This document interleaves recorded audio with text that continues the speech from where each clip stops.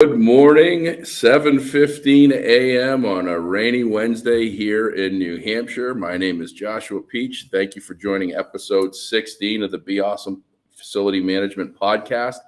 We are in Oyster River High School in Dover, New Hampshire, and this is an exciting one. My buddy Paul is next to me. It looks like he's someplace else in the world with the map there. Yeah, that's Haiti and the Dominican Republic behind me for those of you who are studying geography. Yeah, we might go to Paul's house later if we can find another guest here that we were going to book and do another episode from the beach house. I'll get to see it for the first time, but really excited to, one, be at Oyster River because we're going to talk a little bit about why we're here, but two, getting to see amazing friends that I've been able to build a relationship over the years. It started as clients, and this guy, he's real special to me. He's got almost 18 years that we've known. 19 years. We're going on 19 years. So we're going to spend 2/3 of a human's career together, working together, and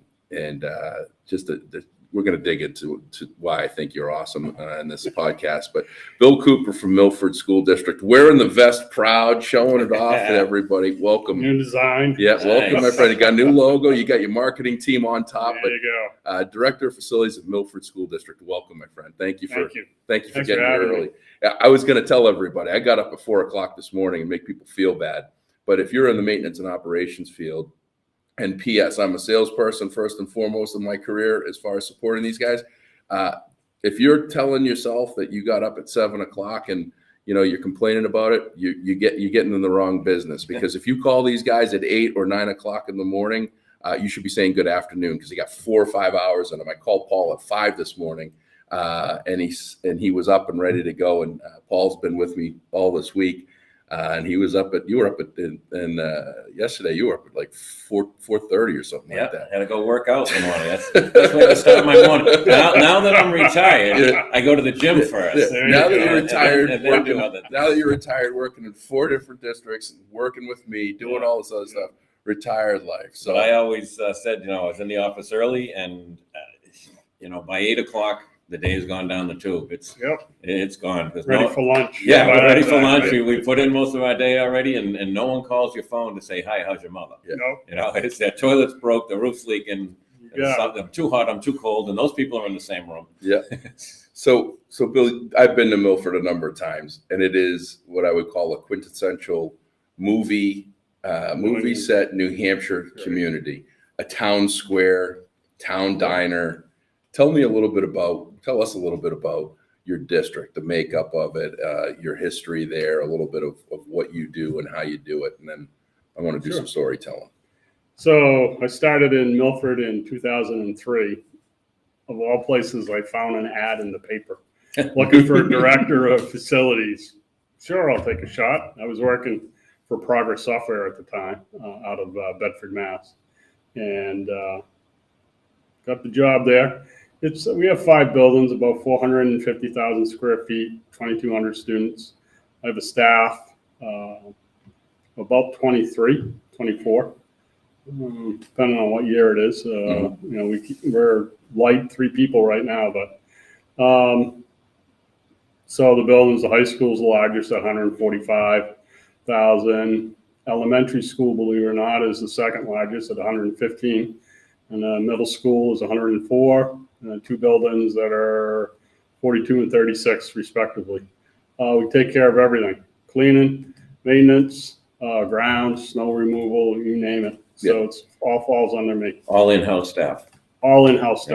This year is the first year we used 4 part-time contracted services for custodial, because we could not get enough people in. We're all finding that everywhere. Everywhere. What I'm seeing throughout New Hampshire is, Salem, Nashville, they're all paying more, and they don't have the people. So this is our first year doing that, and we maintain. I have a fleet of 4 trucks, all the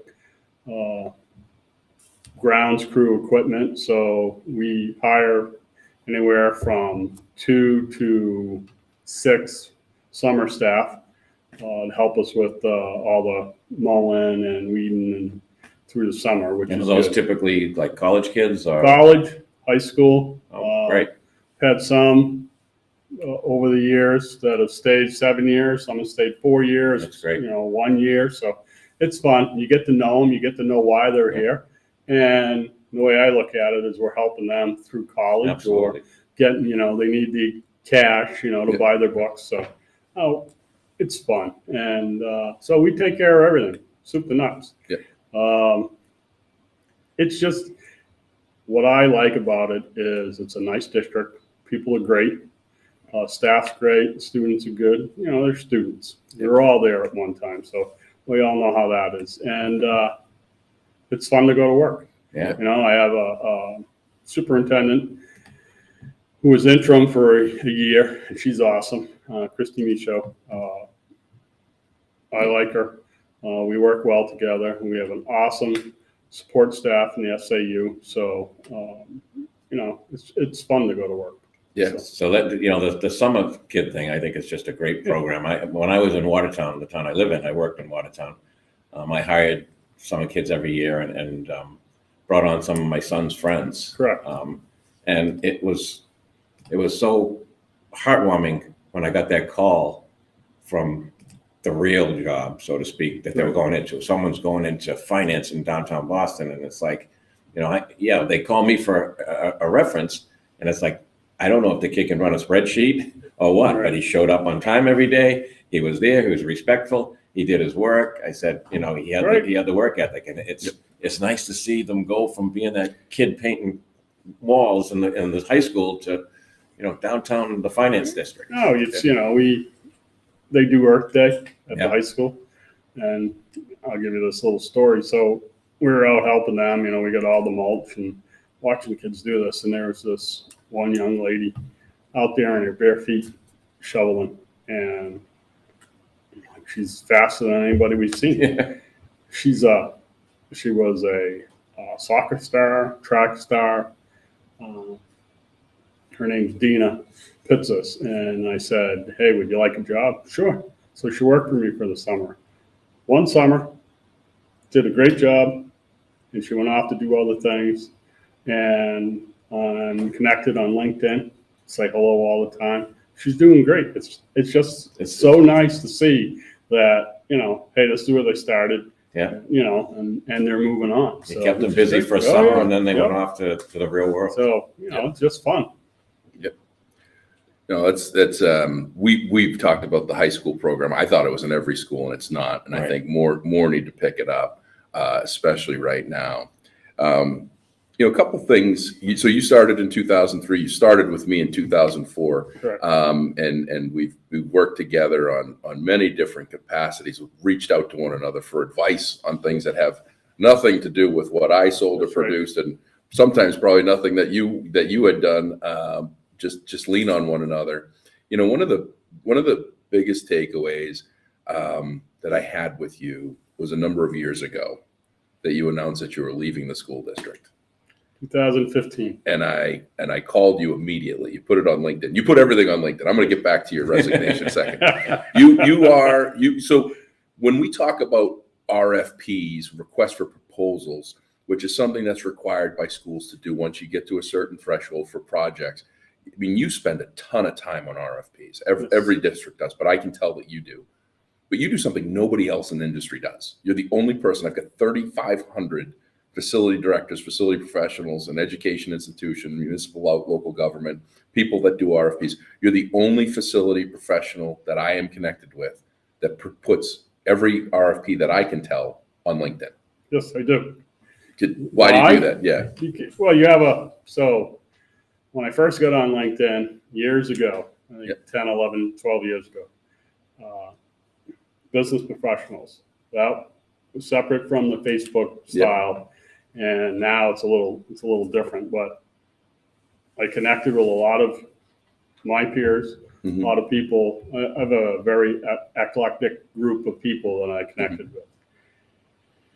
And you always send the RFPs to the same people. Paul, I'm sure you get, hey, the ABC company, this one, that one, whatever. Like, we have all these professionals that we're connected with on LinkedIn. And the reason you connect with them is to have a relationship professionally with them. And they must know somebody. So I started throwing them out there. Yeah. And I get people emailing me saying, please send me this. Yeah. The latest one is 3 fire alarm systems, 3 different schools.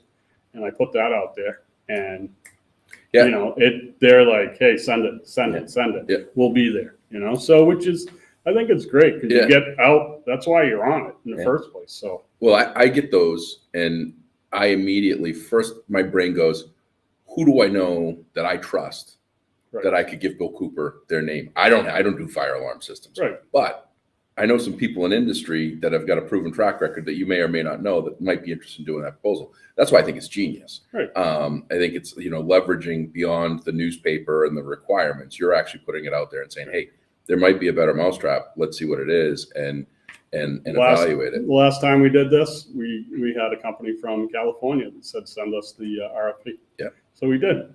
Not, you know, and they, you know, it's too far away, but at least they asked for it. And, Yeah. you know, which I think more people should do that. I think you get more, better selection instead of just the locals, because there's other people out there. Yeah. You know, we were getting them from Portland, Maine, and down in Boston, you know, and in New Hampshire area, the greater Nashville, Manchester area as well. Well, you know, the other thing is with that is that people often will say, oh, well, you're just keeping it to, you know, Charlie, because that's where Charlie is. And like you say, you're sending California, Maine, everything else. You're keeping people sharp. Yep. And it's not getting the race to zero. It's getting the best possible product put into your district at all points. And you also on LinkedIn, which a lot of people don't do, which I tell people to shout from the rooftops and put wall of fames. You've made LinkedIn your wall of fame for projects. Yes. I mean, you update your rooftop units, your playground, which is beautiful, by the way. I think you did something at the track in the stadium.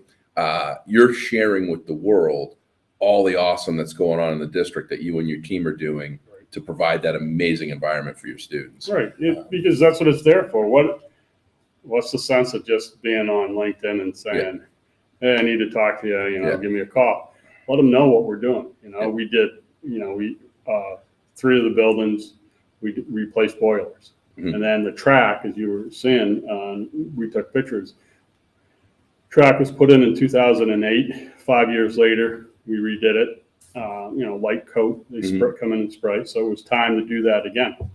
And it keeps the track looking brand new. So the next time we do it, they're going to be pulling all the rubber off, checking the asphalt, and then laying down the rubber. But we save more money that way, you know, by following the PM procedure for the track itself. Yeah. So it looks great when it's sprayed, you know. And PM is so important. It is. A lot of people don't realize that. You know, you can't run it to failure and then try to fix it. Yeah. Right. So, and the same with the rooftops. You know, we want people to know that, you know, we're spending money on the infrastructure for the building. Yeah. We just did a feasibility study with the Valley Brendinger architects out of Manchester, and it's going on 2 years now. We have $24 million in deferred maintenance that we on all buildings. Yeah. So when I put this stuff out there, see, we are taking care of it. You know, we're replacing the really bad stuff. You know. Yep. So that's what people need to see that. Yeah. It's not. Hey, look what I did. It's look what my team did. These are the guys that are out there. Right. They're the ones taking care of the buildings, taking care of the rooftop units, taking care of, you know, the boilers, all of that. So. Yeah. And I think now that we've had so much money that we haven't had in the past. Correct. For HVAC, for all those units, that now it's on us to keep them up. Correct. Yeah. Because the government has put a ton of money into our equipment. And it's. To that point, Paul, it's surprising because I put myself through school with Manchester Votech. I'm going back a few years, right? Went through HVAC. That's how I learned. And every quarter we would change filters, no matter where I went. That's what we did. I hear people telling me, why are you doing it so often? To me, that's just normal. Mm-hmm. And they're doing it every 6 months. Right. They save money, and But they don't in the end. No, they don't. You know, I'm old school. You know, let's do it. If we're going to do it, we're going to do it right. You know, it costs us $4,000 every quarter for filters. Right. But they're all done. And one thing I tell my guys is put the date down. Yep. Mm-hmm. Why?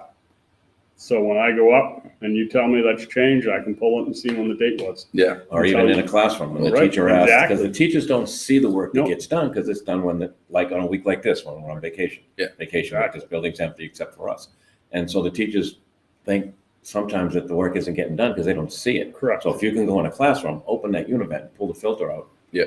And show Or them the day. or they see the bad filter, Right. the really dirty one. Yeah. So and then we get called anyway. Well, So, that's accountability too Right. for your team, and there should be accountability. Yep. It's funny. My HVAC technician for my house, we've got 5 filters that I have to replace, and some of them are in really hairy places, like 14 feet up, and I only Yep. got a 12-foot ladder type of stuff, Yeah. But I'm religious about changing Same filters. I'm in the woods. It's an open house. You get a lot of dust, dirt, dogs, pollen, everything else. So in the summer, I'm changing my filters in some cases every month, Yep. depending on what's going on. And so my HVAC technician came out last year, 2 years ago, and he was checking the filters. And he goes, "Wow." I said, "What?" He says, "You write the date on your filters." Yeah. And I said, "Well, yeah, I've got it in my calendar. I've got it in my calendar, my Outlook calendar. I got a PM system in my Outlook calendar for my house of when I need to take because we've got you got a new clothes washer. You got to take that filter out and clean it every 2 months. Otherwise, you have problems." He says, "You wrote the date on your filter." He goes, "You know how many houses I go to? And people actually write the date that they put the filter in? Because there's lines on every filter for you to put the date on it. That's why it's there." He says, "Nobody." He says, "Nobody does it." I said, "Well, I'm a little weird like that." "Oh yeah." Well, it was the best PM example I can give is I have a well. So the well pump tank with the bladder inside that eventually they have an issue, and of course it had an issue, and it was a lot of times it's because you don't bleed the tank, Right. and so the water all over the basement. The company comes out to replace it, and he says, "Well, when was the last time you bled the tank, got the air, got the air right in it?" And I said, "So it's right there. I did it 4 months ago. It's an old tank." And all of a sudden there was this clown nose that was floating in the water in the basement. I said, "I'm no clown, man. If something's going to break, I want to be covered. Like I want that accountability on me. So you come out here and you don't give me a hard time. Like I don't want you coming out to fix my air conditioning unit and it's 100 degrees and have a filter that looks like it's solid because it's just filled with stuff." We've all been there. Too, 100%. At 100 degrees. So, Yeah, 100%. So back to the resignation, because this is big. You're not going to get away. He's not going to get away from it. No, because here's the deal: we had about 11 years in, and we were really starting to, we talked regularly, at least once every couple of months, sometimes more often. A lot of times just to say hello, and LinkedIn pops up and it says Bill Cooper is starting a new job, or you were leaving. Right. So I'll explain this a little better. I can't. Yeah. So no, you have your story, but I'll tell you exactly what happened. So, and I can remember like it was yesterday. I was actually walking through the soccer field, looking at the soccer field. My phone went off, and I didn't recognize them. I'm like, "Yeah, this is Bill. Yeah, I got your name through all the sources. We have a job opening in New England College." "Okay. Director of facility. You interested?" "Sure, I'll come and talk to you." So I went up there about a week later and talked to them over there and left and didn't think anything of it and didn't hear from them. They called back and said, "Our regional guy's up here and he really wants to meet with you." So went up there. He said, "We've been looking for 4 months. Couldn't find anyone." He said, "Your qualifications are great. You want the job?" Like, "Yeah, what's it entail?" Basically, the same thing that I do. When I was walking around their campus, I noticed things, fence broken and stuff like that. Things that we would only see. Why isn't that fixed? I don't know. You have all these guys. They said, "Where's your grounds guy? Where's this guy?" So, long story, I go back. Him and Holly, they make me a really good offer. Like it's too good to pass up. Yep. I went to the superintendent at the time and said, "Hey, I'm going to give you my notice. I'm going to give you a month." "Okay, where are you going?" Told him. He never told the school board. Mm-hmm. So when I posted on LinkedIn, Yep. I had a week left. Yeah. Oh, wow. No one knew. Ooh. After that LinkedIn, Yeah. one of the school board members at the time called me and said, calling you about your LinkedIn page. Okay. When were you going to tell us? I said, I told the superintendent 3 weeks ago. Yep. What? I said, yeah. He was supposed to have told you. I figured you guys don't like me and you don't want me here anymore. So, like, no, that's not the case, Bill. Who's taking care? And at the time, we had 17, 18 projects going on. Who's taking care of those? I said, I was told you were. No, I have my own job to do. So I'll be back in touch with you. So they ended up talking to the chair. The chair came and saw me and he said, yeah, this is the first we're hearing about it, Bill. Okay. Says, mind if I count? Do whatever you want. It's not about the money. Yep. You know, I said, I love it here at the school district. There's still a lot of stuff to do. Yep. But the students are great. People are great. I don't have a problem. So they met on a Thursday. Friday morning, there was a counter offer sitting on my desk. He said, all you need to do is sign. Mm-hmm. And that's what I did. Yeah. So I didn't look back. Because, you know, you have all this time in. At that time, you know, what, 12 years? Yeah. You know, and it's a fun place to be. And that's the big thing. I mean, if you're comfortable there, you built your crew, you built your team, you know the buildings. It's Right. Well, this is my side of the story. Okay. Because I got Fair the post on LinkedIn. Because he's one of the few people out of the thousands of people that I'm connected with. He's one of the few people that I have that I get an alert when he makes a post because I want to see what's going on. And so I get the alert and I go, wow, I was almost like in a state of shock for a second. So I immediately pick up the phone and I said, hey, congratulations. Now, the New England College is a client of mine too. So it wasn't like I was losing Bill and I wouldn't lose him anyway. Right. He's my friend first and foremost now. But I called him and I congratulated him. I could hear in his voice that it was congratulations, but like, and I just said, I can't believe that you know, this is happening. And he says, yeah, you know, it was an offer and it was a good offer and it was this and that. And I hung up the phone and I was just temporarily just kind of like, wow, I can't believe this, you know, a chapter is closing type of thing. And it was like a couple days later that you put another post up and I called you. And I think I said something like, I told you weren't leaving, or I said something like that. But you said something that was so powerful to me, and it'll be the next story that I share, was the first thing you said when I made the joke was, there's too much left here for me to do that I couldn't leave. And I know that was a weight on you that was beyond the money, that was beyond the notoriety, because it's a bigger opportunity. You probably looked at that space and you're like, I could clean this up really easy. Yeah. And you're moving up. Right. You know, Right. You're actually moving up. When you get into you're going from a high school team to a college team, and you know. Well, that's the hard thing too, right? Is you turn down the next step up, which people don't do that.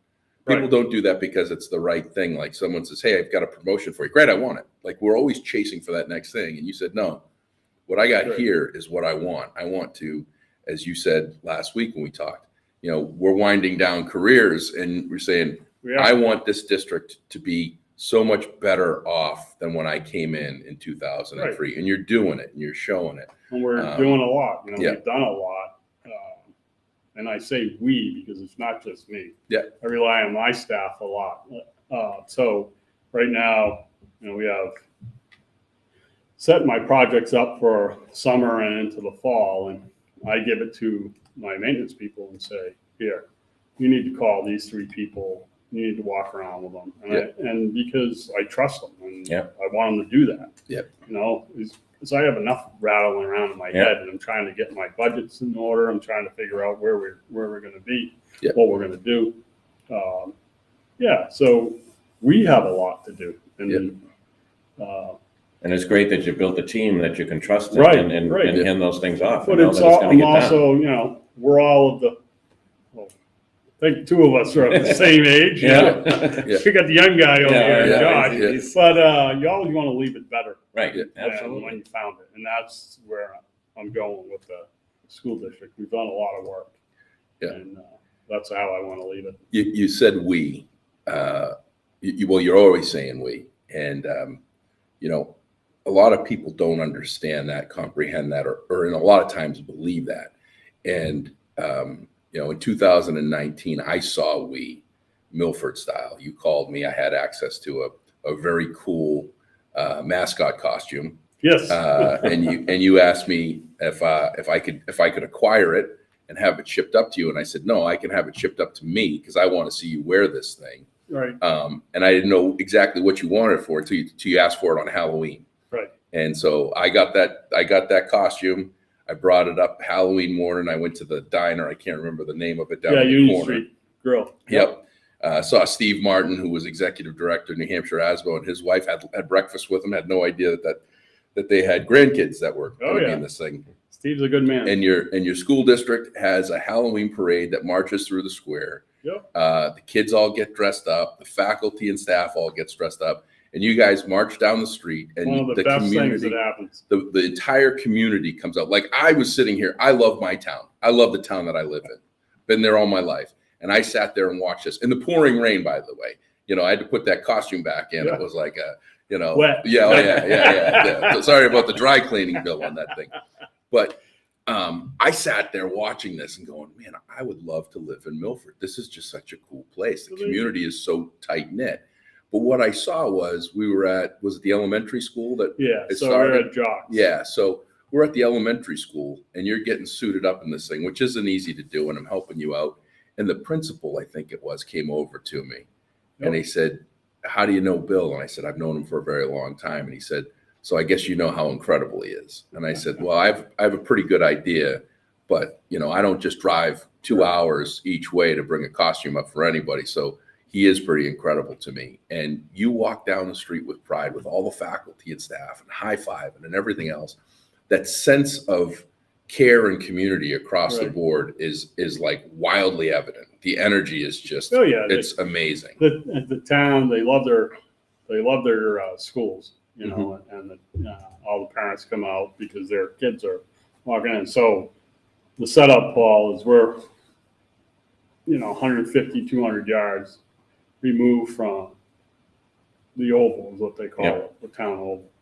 And so they walk out of the driveway. All the kids are lined up in their costumes, and the adults are in costume, and they chaperone the kids. So they go down past the diner. They block off traffic. The police are out there, and they walk around the entire oval, come back, and back to the school. And it's just all these years, that they've been doing. I'm like, oh, I got to get Josh up here with that costume on, and let him do this. And he was going to have me wear it. Yeah. So, I had asked some other people in my department. No one. I'm like, yeah, I'll throw it on. No one's going to know.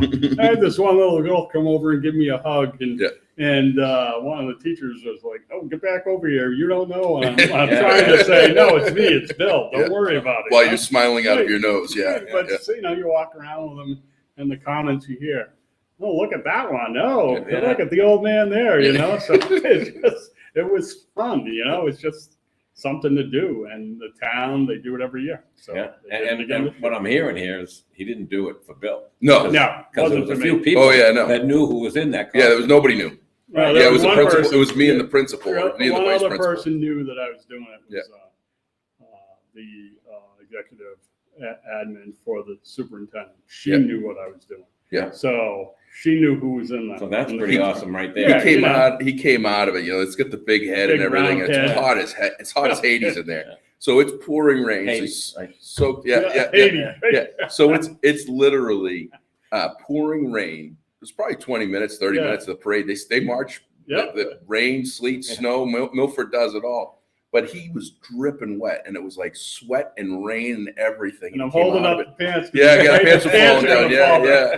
That's right. You were holding up the pants. That would have been bad. It was fun. It's not for me. It's for the kids. It's always for the students. That's why we're here. That's why we do the job that we do. Yeah.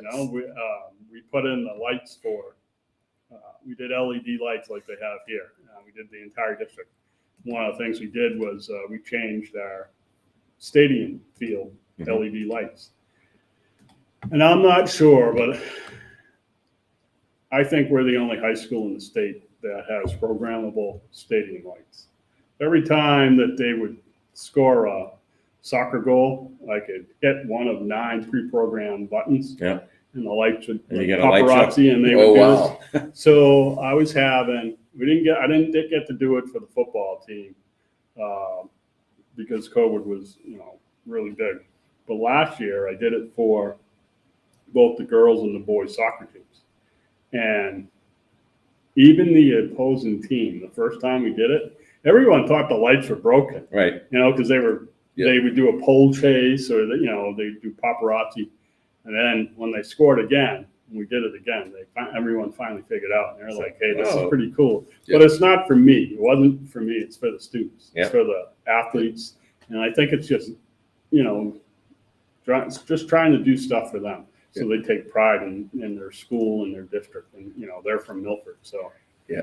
But they enjoyed that stuff. Yeah. So next time you guys are around, I'll show you. Yeah, that's pretty cool. And we hear so many times, like I know supervising custodians that, I'm working here at night and no one knows what I do, but they do. Yeah. They do. This classroom is Look gorgeous. at the floor in here. The floor looks They do a great. great And this job. is like the third day of their break week. Right. And they're this far along. We've walked through maybe a quarter of the building to get here. And The whole thing is, everyone's like, "Oh, you're doing a great job." It's not me. Yeah. I'm not the one stripping Right. and re-waxing or cleaning the lights. It's the staff we Collective have. group. And some of the staff, shout out to Scott Hassoo at the high school, 44 years there. Yeah. He's been there that long. Yeah. And he knows his stuff. The first year I was there, I would say, "How are you going to put this back together? This is a disaster." "Don't worry, Bill. We'll take care of it." Yeah. And ever since then, never had to worry about it because they do such a good job. Well, And so much of it is done behind the scenes. Yeah. So much of it is done on vacation week, like we talked about. The teachers will come back in September and they'll say to the custodians, "Wow, this place looks great. Well, How was your Right. vacation?" right, they always say that. "So where'd you go like this week? Where are you guys going?" Yeah. "Right here. We work. Yeah, we were We here. work That's all when the we were. time, And that's what I would they tell do. right at the interview stage with the custodian. It's like, you don't come to a school job in our field to have the summers off, to get Christmas week Right. off, to get, February break and April vacation when everyone else is going to Florida. It doesn't happen. And because we have an open shop, most of them are union. There's some that aren't, but they're all covered by the CBA. And I try to do the little things for them, like, right before 4th of July, it's on a Friday. All right, they leave at 2:30. I'm like, "It's noon time. Hey, enjoy your weekend." You can give them those little things. It doesn't happen all the time, but they appreciate that. I can't give them any more money because they're Right. locked in. And those are the things that you do to help your staff. And then every summer, at the end of summer, I take all the maintenance, grounds, summer help out for lunch. Yeah. One big lunch. And yeah, it doesn't need to be a lot. No, It the just needs to be school something. no. But the Pizza, district doesn't pay for that. I Yeah. pay for that Right. out of my pocket because I think they deserve it, and they love it, And some of it gets to the point where I will not let them go to lunch in ratty jeans or cutoffs. And like, you need to look presentable. We're Wear here the new for the logo. Milford Yeah. School district now. Represent. And they always, the summer kids are funny because they like, we need a couple hours to go home and change and Right. fix. Yeah. Like, Yeah. go right ahead, Yeah, go ahead So and do it's fun when you do that. I stuff. found in the bigger districts, like the district I work for was 23 buildings, 100 custodians. Yep. And I would bring them together, one, because we had to do the training, the yearly training, bloodborne pathogens, the asbestos, Oh, yeah. all that. But I would bring them together just before school opened and at the end of August. And some of those guys, when you think about it, across 16 square miles of Newton, some of them trained together when they first get on. And then they haven't seen, before I got there and no one else was doing this, they hadn't seen each other in years. Right. They're across town from each other. They're working on different shifts. It's my building, Yeah, and we don't get to see And when you anybody put them else. together and all together again, it was like, wow, Right. look at them. Look at this team. They're back. They're high-fiving each Oh, other. yeah. And how you been? How's everybody? How's your family? And the real world stuff that Right. they need. You're not talking shop. Right. You're not just Hey, working in a right. dark building in the middle of the Yeah, night. I will say this. I'll put my staff up against anybody in the state. I Well, have no problem saying that. Yeah. Because I think you're a they do highly great job. competitive guy, and I love it. Yeah. We're up against the clock, and I Yep. want to cover one or two more things because we've got an amazing conference. I want to talk a little bit about that, but And for people that don't know, Josh is leaving this live broadcast to go do the keynote to welcome everybody here to the conference in a little bit. Well, that's actually part of the story, Paul, and you touched on the 44 years. So I had arguably one of the hardest days I can remember yesterday. This week is a hard week for historical purposes and everything for me for a bunch of reasons. And Paul has been kind enough to be my guy. He's been with me. And we were driving back from North Country yesterday afternoon. And I said, man, I got to figure out what I'm going to say tomorrow morning. And he says, he says, I don't get that. Because he's so prepared. He's got his slideshows, everything else. He says, you just put this stuff together and you just do all this and it just comes to you. And as he's saying this, we're pulling up to an intersection with a sign with an arrow to the left, 1 mile to the poor people's pub in Sanborn. And so I said, we got to go there. Like we've got to stop there. That's my kind of place. And we pulled into this place. If you can go to Sanbornville, New Hampshire, go to the Poor People's Pub, get in there and see Lynn. Lynn was awesome. We get in and she says, the specials are over there on the board. I said, well, what makes them special? She says, nothing. She just, she was out of the gate. She was a spitfire, right? But we spent about an hour with her, and she's an older woman. And so the restaurant's been there for 47 years. And I said, Lynn, how long have you been working here? She said, 46 years. So she walked away and she came back about 15 minutes later. And I said, Lynn, I got to ask you because I'm struggling. I want to figure out how to make people more loyal. And I think it starts with the company. I think that the leadership has to be more loyal to the employee and to show the employee because they don't understand what loyalty is when they're starting someplace. She started there when she was 18. And there was a sign in the back and it said, where nights turn into days, friends turn into family. And she said, this company, these people, my boss has treated me like family. And I'm going to probably get emotional here for a minute because it was one time that I got emotional with you in 17, 18 years. You and I have guy talk. Like we talk tough, right? We talk about turning wrenches and all that stuff, beating the chest. Yeah. But I got that sense last June 30th. So I went to your office. Yep. You were recovering from surgery. And I went into your office and we met about business. Yep. And we talked business. And when I was leaving, I said, Bill, what are all these cards all over your door, all over your wall? All these kids. Yep. Why are they thanking you? Why are they going out of their way to write cards to the director of facilities? I don't see that often. This is Tierney's third grade class in Heron Pond.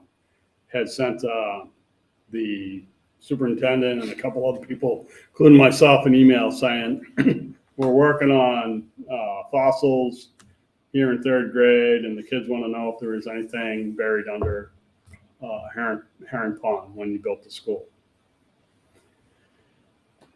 And everyone's so busy. So I had some downtime, and I decided to look, and I did some checking on the internet and found out that not a lot of fossils around here. Were a lot of it's rock, and they weren't here. So I explained it all to her and to the kids. I said, tell the kids, we were mostly forests, rocks, and when it was formed back then, and there's not a lot of fossils, maybe one or two, but there was nothing underneath at the Brock's property. And so she explained it all, and she said, thank you for explaining that, Bill. Yeah, anytime. Didn't think anything of it.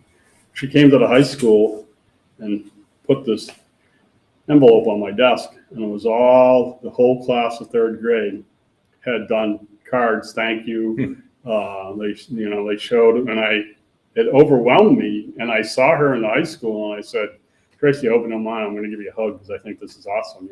This has never been done, with me. And so I left all the cards up there for a couple months because I just thought it was neat. All these kids wrote, did their own drawings, and they showed me as a stick figure, and there was the bones, and it was fun. I mean, you don't get to see that, I just thought it was neat. So they're all They've been taken down, they've been put away, but they're in my desk. Yeah. So I have that. That's coming with me when I. Your when I gratitude space, yeah. Yeah. A lot of lessons in that. First Oh, yeah. of all, getting kids to understand gratitude and the importance of it, the Yep. importance of a thank you card, importance of saying thank you, and letting people know how important they are and, Yep. and the difference that they make in a simple thing is a little bit of research and just acknowledging. But your pride of putting that there and Oh, yeah. and me walking by and just seeing your pride in those cards for what it was for your job. That's not in your job description. No. Hey, your job description is make sure that the air goes, the air conditioning heat works, the lights go on and off, and you check for fossils and Yep. in the area. You don't Yep. do that stuff, but you go above and beyond, and that sense of family and that I didn't know about your team member that's been there for 44 years, but I'm not surprised. He's got the poor people's pub mindset He's at the district. So Scott's our go-to guy. yeah, no, that's great. And, I appreciate you giving the time. I could talk to you. I talked to you for 2 hours on the phone, so I could talk to you for 2 hours. And we're up against Anytime. we're up against 3 minutes, T-minus 3 minutes. Yep. So you got anything else, Paul? I'm going to talk about. I just want to make sure you got your shout out. I'm going to get my shout out. I want to talk about the importance of getting involved with organizations, groups, associations that are tied to the work that you do. So we're up here at the Northern New England Facility Masters Conference held by the New Hampshire Association of School Business Officials. Mouthful. But what they're providing today is a full day of professional development, 150 Bill Coopers in the audience that are going to be here, breakout rooms, professional development classes, vendors that are going to be able to talk about their best practices and their products and solutions if they do a good job, maybe have an opportunity to work in schools like Milford. But it's important to be active and get back into the activity of these events because we've been under a rock of COVID for 2 years, and getting back in person and celebrating is important. And I am going to do the kickoff keynote and the importance of celebrating. We've got some big wins. The tough day we had yesterday, Paul had a little bit of ADD in the room we were in, and I was under a little bit of anxiety, and he opened up a drawer, and in the drawer, it was a sign. It was a little ripped piece of paper, and it just said, hang in there. So for those of you that are having a challenge, We're in a meeting room in the draw. so for those of you that are in a challenging time, hang in there, but find your peers. If you're on an island like Milford, get off of it, get out, see your people, do some awesome stuff. My shout out today, like we talked about, this school is in amazing shape. This is April vacation for New Hampshire. The custodial maintenance staff has gone out of their way to make sure that this space is in tip-top shape. And I'm going to give a shout out to the Oyster River High School. I'm going to make an announcement of something I'm going to do for the Oyster River High School in my keynote. So stand by for that. But Oyster River High School, thanks for hosting us. Thanks for having us in your break. We're taking up your space for a full day that you could be doing your projects and doing everything else. And you're giving us an absolutely awesome space. So, keep up the great work. Bill, Thank you, my friend, for making the time. Thanks for showing up later in the day than probably normal for you at 7:15. Okay. This Takes the Cake is the earliest podcast we've done, so this is good. We got to break 7:15. We could do a 4:30. I was going to say it'd be interesting to see how many people watch live. Yeah, that'd be coming cool. on, right? Yeah. Bob Berry. So, He's not. He got delayed. He was coming back from Hawaii. So Kind of got stuck in Hawaii. Yeah, one terrible thing. Yeah. Of all places. Yeah. So as always, we love 5-star ratings and reviews. If you believe there are 5-star rating and review on podcast platforms everywhere, tell your friends. If we're not doing a good job, tell us. Actually, tell Paul at beawesome.com. PAUL at beawesome.com. He's taking over the complaint department. I pay him in T-shirts and hugs, as everybody knows, and that means he's the complaint department. But remember, if you can be anything, be awesome. Have an awesome day. Bye, everyone.